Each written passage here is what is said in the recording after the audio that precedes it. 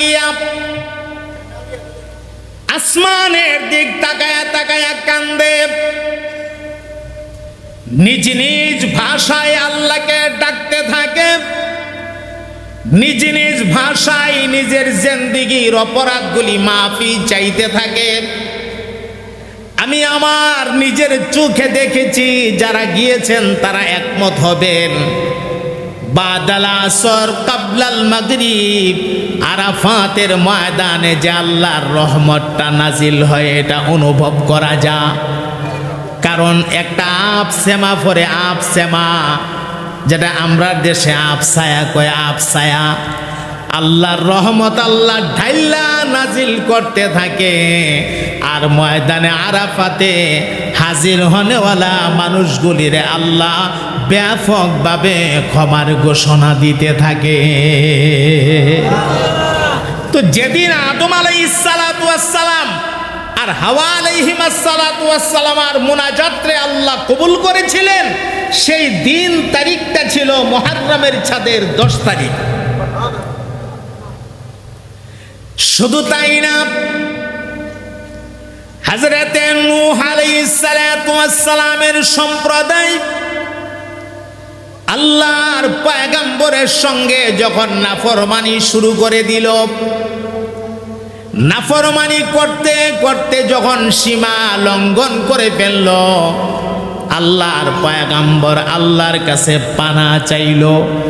আল্লাহ রাব্বুল আলামিন বললেন, ওরে নূহ, একটা কিস্তি বানাও, একটা জাহাজ বানাও, আর জাহাজটা বানাইয়া তোমারে যারা যারা মানে, আমি আল্লাহর ওয়াহদানিয়তকে যারা স্বীকৃতি দিয়েছে তাদেরকে জাহাজে উঠাও, আর প্রত্যেকটা প্রাণীর 2টা করে জোড়া মিলায়া মিলায়া, একটা পুরুষ একটা নারী জোড়া মিলায়া মিলায়া প্রত্যেক প্রাণীকে উঠাও।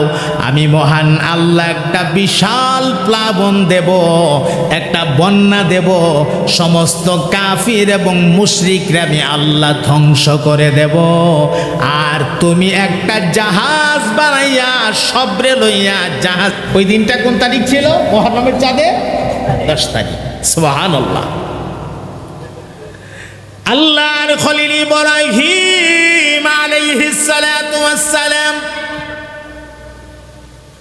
আপনারা ইতিহাস সবাই জানেন,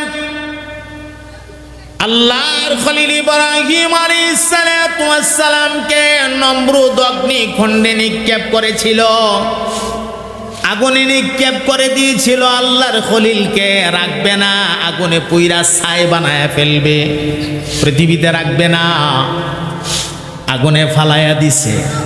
আমার আল্লাহ আগুনের প্রতি একটা নোটিশ জারি করে দিয়েছে।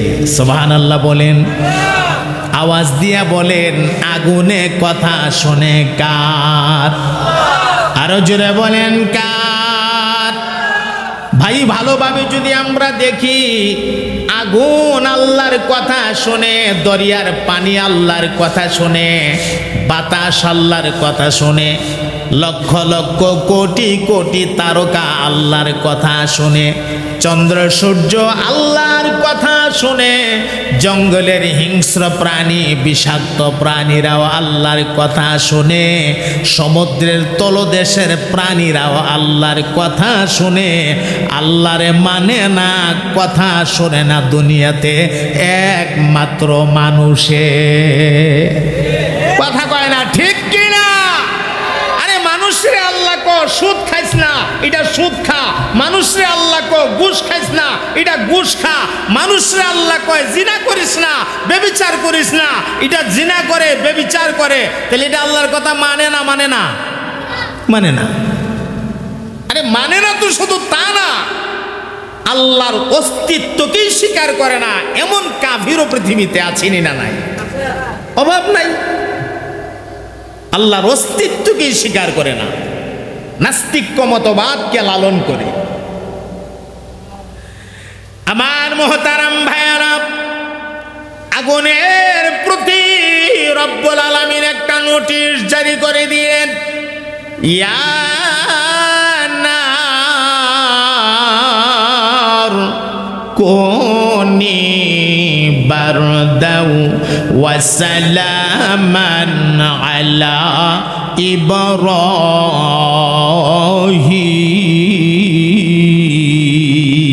ইব্রাহিম।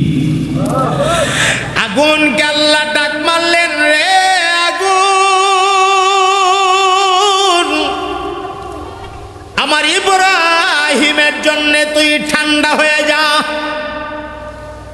আবার এমন ঠান্ডা হইস না যেই ঠান্ডার কারণে আমার ইব্রাহিমের শরীর বরফের মতো শক্ত হয়ে যাবে।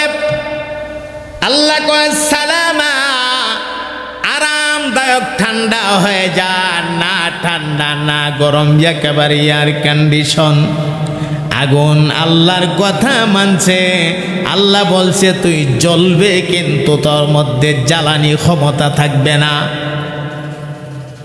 একটু জিকির করেন মহাব্বতে, লা ইলাহা ইল্লাল্লাহ।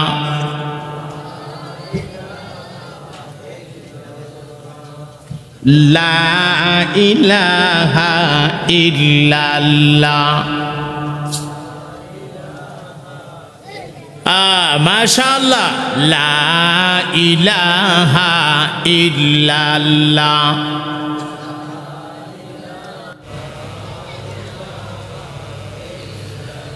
লা ইলাহা ইল্লাল্লাহু মুহাম্মাদুর রাসূলুল্লাহ।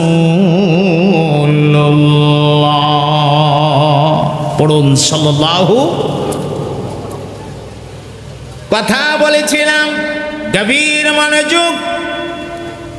আগুনকে আল্লাহ বলছেন তুই জ্বলবি ঠিকই, কিন্তু তোর জ্বালানি ক্ষমতা থাকবে না। ইব্রাহিম আলাইহিস সালাতু ওয়াস সালাম আগুনের ভেতরে পড়ে গেলেন, গর্তের ভেতরে।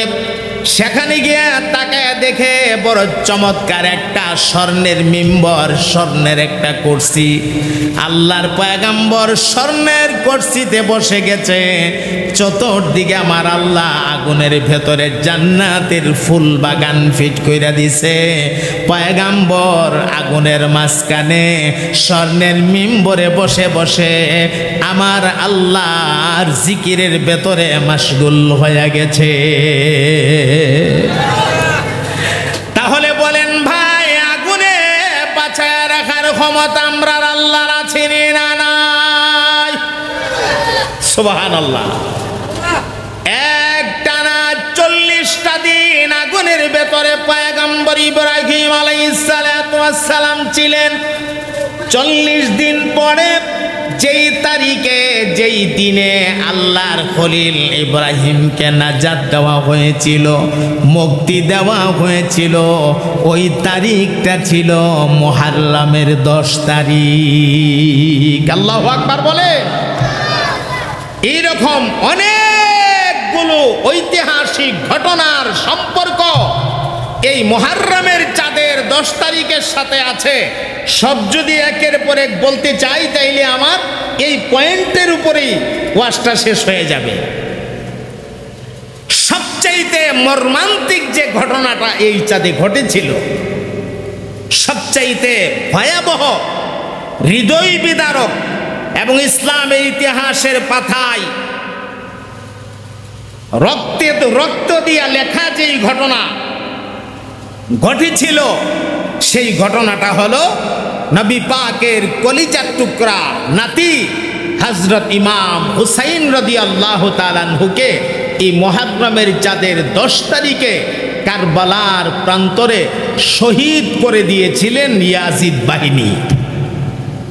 নাউজুবিল্লাহ বলেন। হযরত ইমাম হুসাইন রাদিয়াল্লাহু তাআলা আনহুর জিন্দেগীর কিছু কথা আপনাদেরকে শোনাবো। আমরা আমাদের মূল কথাগুলি শুরু করে দিয়েছি আল্লাহর রহমতে। হযরত ইমাম হুসাইন রাদিয়াল্লাহু তাআলা আনহুকে রাসূল আরবি সাল্লাল্লাহু আলাইহি সাল্লাম খুব বেশি ভালোবাসতেন, খুব বেশি মহব্বত করতেন। একদিনের একটা ঘটনায় আসছে, আল্লাহর হাবিব সাল্লাল্লাহু আলাইহি সাল্লাম জানু পেড়ে বসছে। জানু পেড়ে বসা বুঝেন তো? 2 পা এভাবে দিয়ে জানু পাইরা বসছে।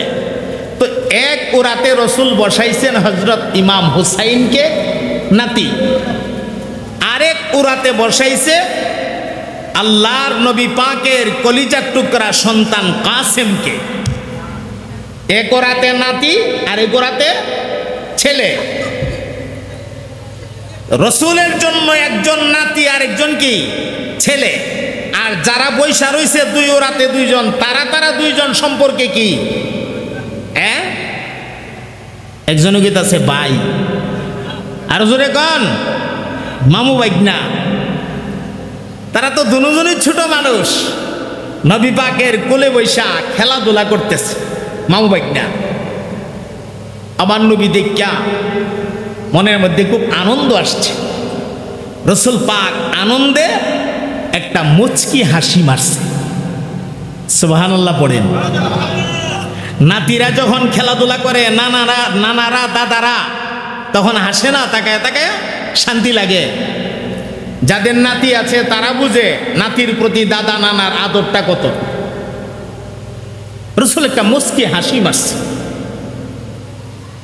হযরত জৈনব রাদিয়াল্লাহু তাআলা আনহা তাকায় তাকায় সব দেখতেছে। হাসিটা দিয়া দেরি নাই, সাথে সাথে আবার দুইটা চোখ থেকে পানি ছাইরা দিয়া কাঁদতে শুরু করছে। এখন হাসলো, এখনই কান্দা দিল। এটার ভেতরে রহস্য আছে না নাই? আমি যদি এখন হাসি মারি, হাসি দিয়া যদি আবার সাথে সাথে কান্দা দিই, আপনাদের মনে একটা প্রশ্ন আসবে না? হুজুরে দেখলাম এখন হাসি মারলো, আবার এখনই কান্দা দিল, ঘটনা কি? স্বাভাবিক কারণে মনের মধ্যে প্রশ্ন আসবে। আল্লাহর হাবিব একটা মুচকি হাসি মারলেন।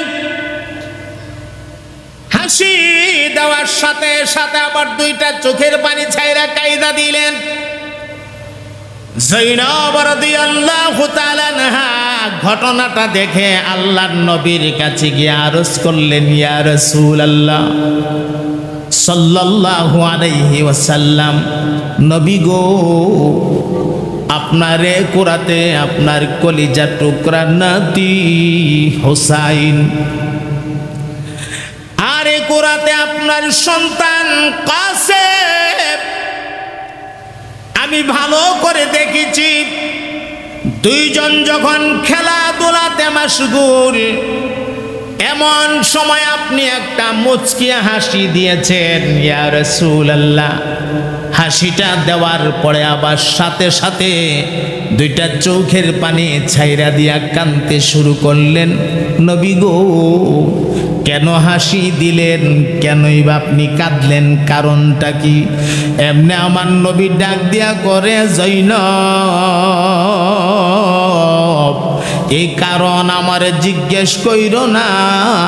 কারণটা যদি আমি নবী তোমার কাছে বর্ণনা করি, আর কোনো না কোনোভাবে যদি আমার ফাতেমার কানে চলে যা, আমার ফাতেমা যদি কারণটা জানতে পারে গো, আমি নবীর মন সাক্ষী দে, আমার ফাতেমা সহ্য করতে পারবে না। আমার ফাতেমা কলিজা ফেটে দুনিয়ার থেকে বিদায় হয়ে যাবে। রে জৈনব, অতএব কারণটা তুমি জানতে চাও না। হযরত জৈনব রাদিয়াল্লাহু তাআলা আনহা, একটা মানুষের ভেতরে একটা স্বভাব আছে, আল ইনসানু হারিসুম মিম্মা মুনিয়া। মানুষকে যেই জিনিস থেকে নিষেধ করা হয়, এই জিনিসের প্রতি মানুষের আকর্ষণ বাড়ে। আল্লাহ নবী যখন বললেন কারণটা জানতে চেও না, জৈনবের আকর্ষণ আরো বাইরে গেছে। হযরত জৈনব ডাক দিয়া কয়, ইয়া রাসূলুল্লাহ,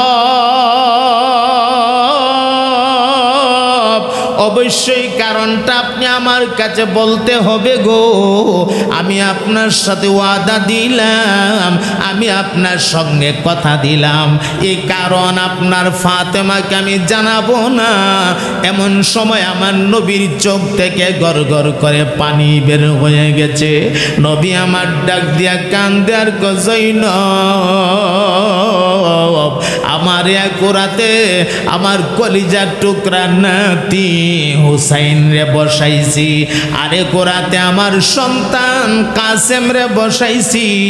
তাদের দুইজনের খেলাধুলা দেখে আমি রাসূলের মনের মধ্যে একটা বিরাট আনন্দ আসছে।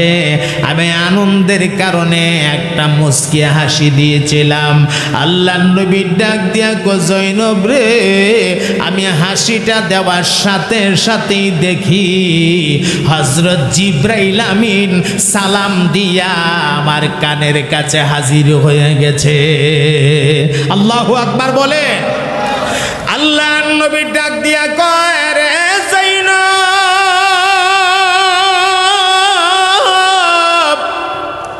জিবরাইল আমার কানে আইসা ডাক দিয়া কই ইয়া রাসূলুল্লাহ,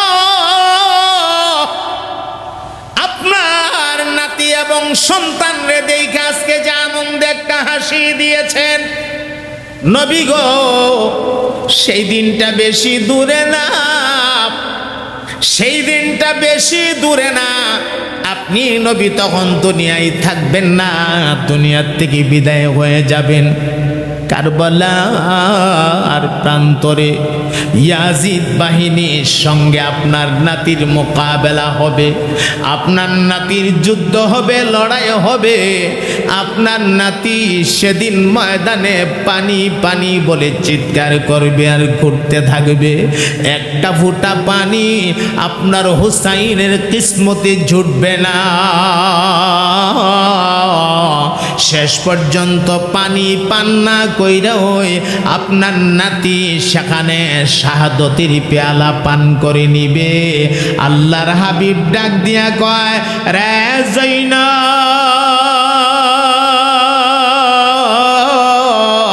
এই কথাটা যেই মাত্র আমার কানে জিবরাইল জানায়া দিল রে, আমি রাসূল আমার চোখের পানি ধরে রাখতে পারি নাই, অটোমেটিক আমার দুই চোখ দিয়া পানি বের হয়ে গেছে। হায়রে আমার আফসোস, আমার নাতি যেদিন শহীদ হবে, আমি যদি দুনিয়াতে থাকতাম আমার নাতিরে তো আমি সহযোগিতা করতে পারতাম, আমি তো থাকবো না। এই কথা শোনা মাত্র আমি আমার চোখের পানি আর ধরে রাখতে পারি না।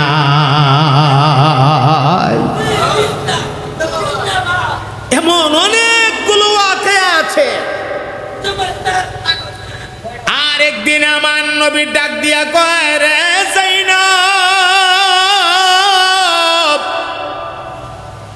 আমি আমার দুইটা নাতিরে লইয়া বসলাম, একজনের নাম হাসান আর একজনের নাম হুসাইন।